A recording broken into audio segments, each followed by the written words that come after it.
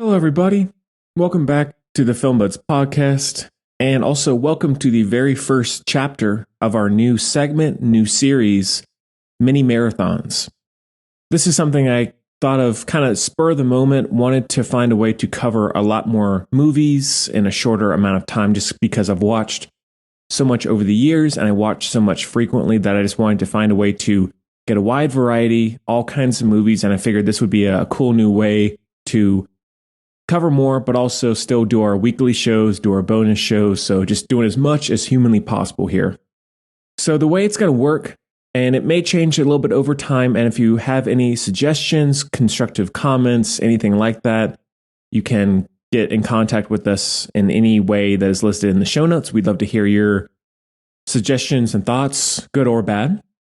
But the way that it is structured for this first part is it will be 5 episodes, 5 chapters, released all at once, and each one will be a different subject or area of movies. So chapter 1, which is this episode, is new films. Chapter 2 is classic films. 3 is random films, so kind of movie roulette in a way. 4, foreign films, and 5 documentary films. And as always, if there's something that you want to see more of, less of, something that we should include, or anything like that, please let us know. We'd love to hear from you out there. And so it's probably going to be something released maybe once a month, maybe every other month, maybe twice a month. I'm just trying to figure out how long it's actually going to take to record and edit and get them all up in the right way. And I'm hoping, as you've already noticed with this episode, there will be no music, no real intro and outro, nothing aside from just the review. So that way you could start with chapter 1 theoretically and listen to all 5 in a row without really any stoppages, interruptions, anything like that. And there also won't be any clips. We will be doing a plot synopsis and the cast and all that, but no clips, no music, nothing, just straight on reviews. Hence the mini marathon nature of it. So I hope it's something people like. And if there's a movie in here that you want to hear a more in-depth review of in whatever way, please reach out about that. Would be happy to indulge. Well, hopefully that makes sense. And I really listed all of that in the show notes if you need more clarification. But without further ado, let's get into the first chapter, which is David Fincher's The Killer. This film came out in 2023, just a couple of months ago. Directed by David Fincher, as I just said.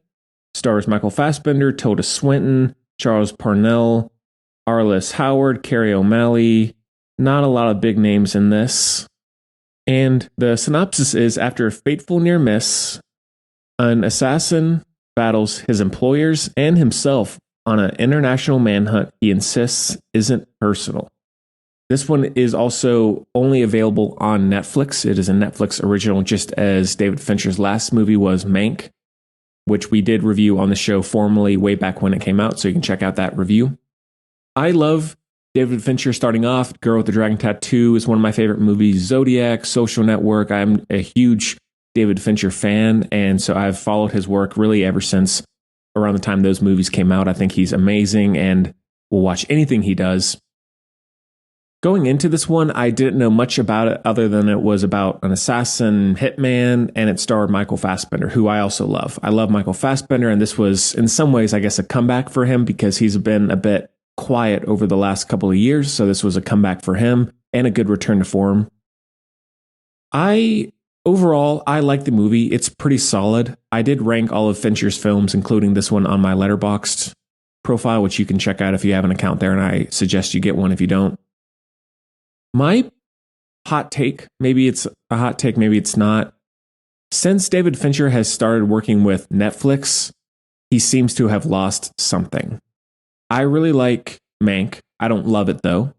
And for some reason, and it goes in with the Netflix or the streaming original films and TV shows, there's something that just inherently almost always feels lesser and forgettable, not as potent or as much resonance in it.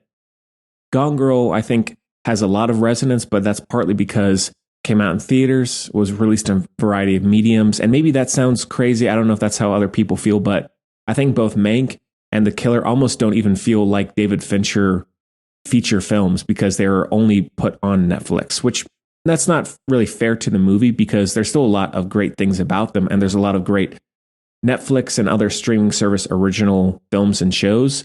But for some reason, this and Mank, I feel the exact same way about for the most part, where it sort of leaves my mind after it's done. And knowing that it's only on Netflix or only on Hulu or whatever, it feels lesser. And I don't know the exact reason for that, but that's something that kind of irks me because I love Fincher and I wish he would go back to the Social Network, Girl with the Dragon Tattoo, Zodiac days. And I feel like if he keeps staying with Netflix, which I feel like he will, considering he loves to have creative control and Netflix is a great place for that for filmmakers, I don't blame him.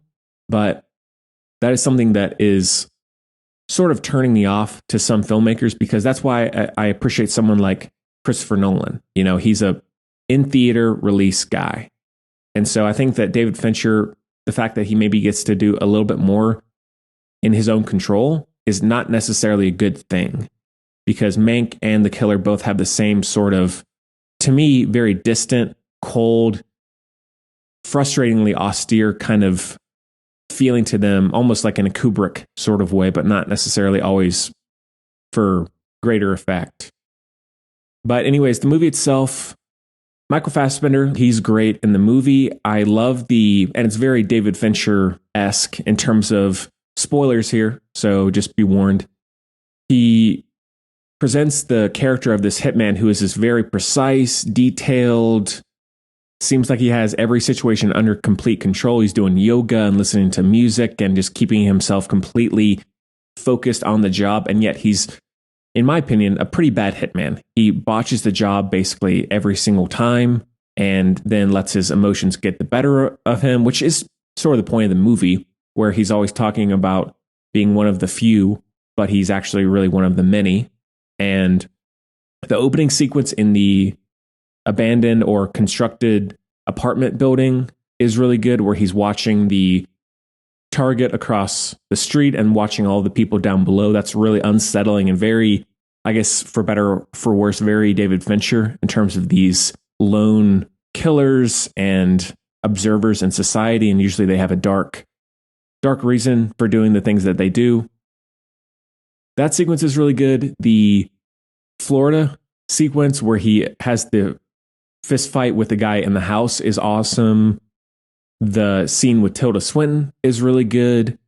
Really, the whole movie has very memorable, distinctive chapters in some ways. And yet, as I was just saying, there is something sort of not boringly distant, but frustratingly distant about this movie, where I feel like I want to care more about what's going on. And maybe it's not the point to care because he's a hitman, but I feel like I was always a little bit on autopilot while I was watching this, and I wanted to get latched onto things more, care about it more, enjoy it more, and yet I feel like I was coasting along. I still think it's quite solid. It's well directed, very good score by Trent Reznor and Atticus Ross, good performances, overall shot incredibly well as is David Fincher's way, but not one of my favorites of Fincher's. A little disappointing, I guess you could say, in the big scheme of things. So one that I might revisit every so often, but I feel like it's already sort of gotten lost in the Netflix catalog, and it's not one that I really think about, or when I'm thinking of David Fincher, my favorites, the ones that really stick with me or wowed me, this isn't really there. And it would be the same thing with Mank, because I think he could be doing more, and maybe having other voices, less creative control in some ways, could do him some service, as perhaps it did for the first part of his career. So that one is a 4 out of 5.